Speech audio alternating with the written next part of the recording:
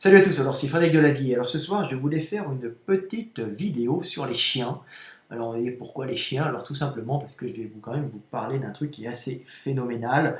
Une perception du monde que vous n'avez pas et que les chiens ont, et que vous allez voir quelque chose d'exceptionnel dans les chiens. Et on va étudier les pattes des chiens, et ces pattes des chiens vous permettront de comprendre la façon dont les chiens visualisent le monde, et que ce n'est pas du tout la nôtre, et que ce sont des dimensions supplémentaires auxquelles les chiens ont accès. Alors il y a une fille qui m'avait envoyé un petit message sur mon Facebook en me disant: Monsieur Delavier, pouvez-vous me parler des coussinets des chiens?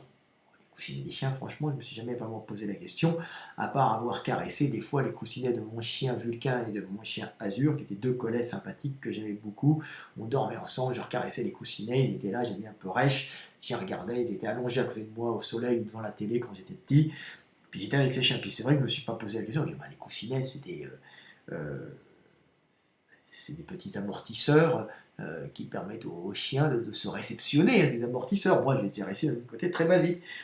Et cette jeune fille, que je croyais un peu simple au départ, m'envoie, alors je regarde sur son Facebook, et je vois qu'elle avait un gros chien, un pitbull, un dog de Bordeaux, un truc comme ça, un gros truc donc, qu'elle aimait beaucoup. Puis elle m'envoie un petit dossier qu'elle a trouvé sur Internet sur les coussinets des chiens. Alors ça peut faire rire au départ, j'ouvre ça, et j'apprends dans ce dossier que les chiens souvent transpirent des coussinets quand ils sont excités et quand ils ont peur, quand ils sont excités, sous l'effet de l'adrénaline. Donc ils ont une espèce de transpiration au niveau des pattes, sous les coussinets, hein, sous l'effet de l'adrénaline, donc de l'excitation, de la peur ou d'une joie excessive sûrement.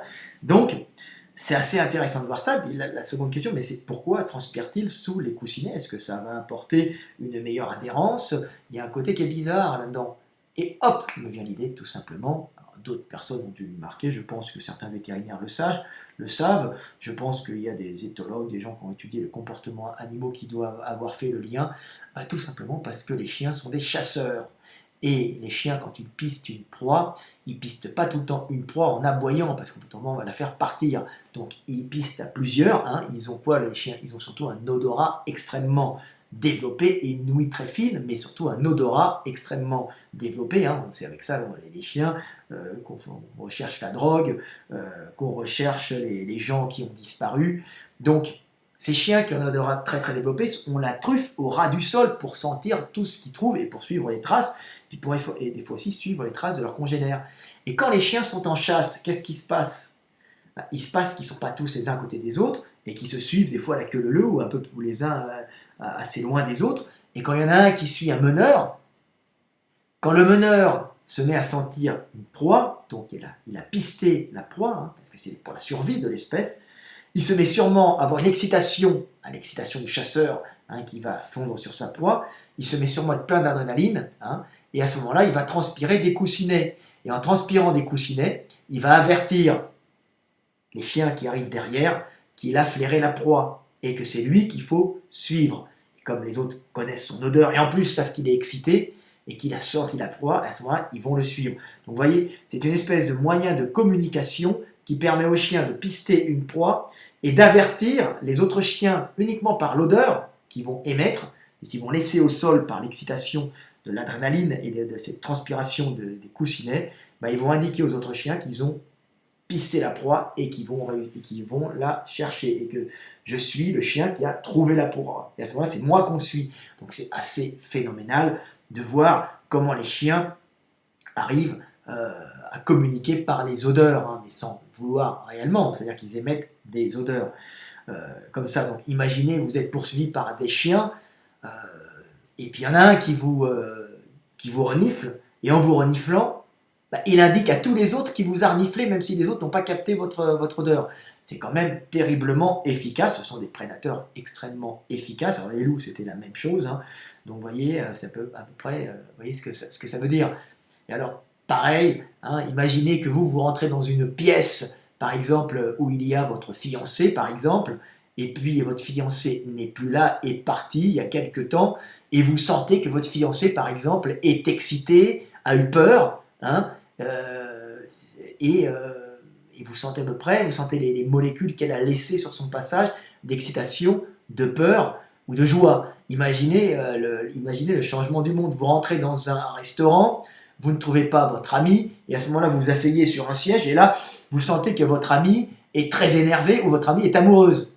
Alors, vous allez être jaloux ou vous allez avoir peur. Hein. Votre ami n'est pas là, elle est partie, mais vous sentez qu'il y a eu quelque chose, vous sentez qu'il y a eu un événement. Bah, c'est ce qui se passe avec les chiens, tandis que les chiens, grâce à leur coussinet, émettent des molécules correspondant à leurs émotions, si vous voulez. Alors c'est assez phénoménal parce que on n'a pas tout calculé sûrement, mais ça doit être la joie, la peur, l'angoisse. Il doit y avoir plusieurs codes olfactifs et les chiens doivent pouvoir communiquer comme ça à travers les traces qu'ils laissent sur le sol. Et ces transpirations au niveau des coussinets des chiens leur permet de communiquer et d'être des chasseurs extrêmement euh, efficaces, mais aussi de pouvoir communiquer. C'est-à-dire que vous passez, quand un chien passe quelque part, il peut tout de suite sentir qu'il y a un chien qui est passé par là et sentir les états d'âme de ce chien. Si c'est un chien qui a eu peur, si c'est un chien qui est excité, ou même si c'est un chien ou une chienne en chaleur qui a envie de se reproduire, hein, ou bien si c'est un mâle qui veut marquer son territoire et qui est agressif. Donc vous imaginez, vous savez que un individu est passé là, à peu près vous connaissez un peu le temps, hein, et en plus vous savez son état d'esprit. Donc vous voyez à peu près l'univers dans lequel les chiens évoluent, qui n'est pas du tout le nôtre, et cette histoire de transpiration des coussinets chez les chiens, bah, ça a un côté fabuleux, ça a un côté merveilleux, et c'est une autre perception des choses. On n'est plus dans juste l'odeur, hein, on est dans une autre dimension, on est l'odeur associée au sentiment. Hein. Donc voilà, c'est-à-dire que les chiens peuvent renifler les sentiments, hein, les angoisses, les joies, les plaisirs de leurs congénères. Et comme ça, ils peuvent partir en chasse. C'est-à-dire que dès qu'ils sentent, ils suivent la trace de leur copain hein, qui est devant. Et puis dès que le copain a pisté, alors là, hop, ils suivent le chien pisteur parce que ce chien a indiqué par l'adrénaline, hein, par la transpiration que l'adrénaline a générée sur les coussinets, qu'il avait flairé la proie. Donc imaginez quand même ce mode de chasse, hein, c'est quand même bien mieux que nos dinosaures, comment on appelle ça, nos vélociraptors de Jurassic Park, qui sont Jurassic World, qui sont actuellement au cinéma. Donc les chiens, c'est encore plus phénoménal et encore plus fantastique que des vélociraptors de Jurassic World. Voilà, c'était Fred de la Vie, les chiens et les loups, bien sûr. Allez, à bientôt, 7 minutes 33, un petit biceps. Salut!